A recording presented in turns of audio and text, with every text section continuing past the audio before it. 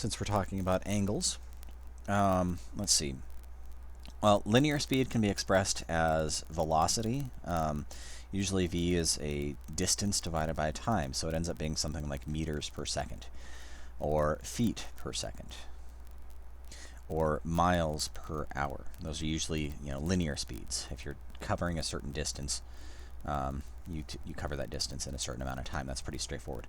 You can also talk about angular speeds. Usually when we're talking about angular speeds, we use the variable w, and we say whatever angle is traversed divided by the amount of time. This can be degrees per second, or it can be radians per second, radians per minute, or something like that.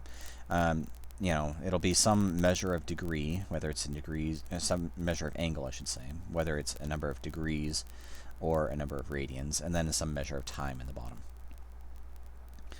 Or it could be even revolutions per minute, RPMs. This is an example of an angular speed. A revolution, that's one full revolution. It's 360 degrees, or 2 pi radians. All right, so if a 24-inch diameter flywheel rotates through an angle of 140 degrees in 1.1 seconds, what is the average angular speed of the flywheel in radians per second? Well, it says that it rotates 140 degrees in 1.1 seconds. So if we just did that, this would give us a number of degrees per second. But of course, it's asking for radians per second.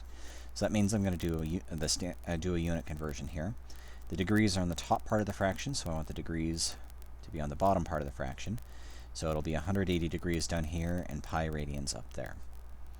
So the degrees will cancel out with each other, and I'll end up with radians per second, it looks like. So this is what I'll plug into the calculator.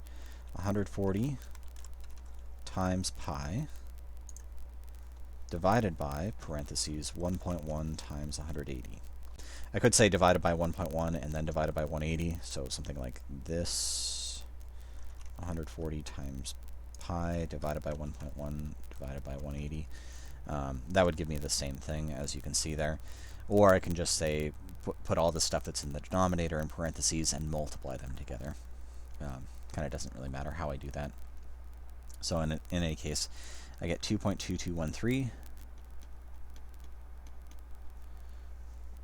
That's, oh, not exactly.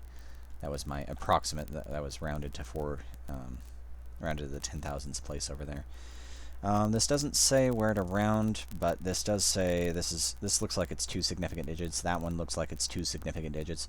So I would probably round this to 2, calling it 2.2 radians per second.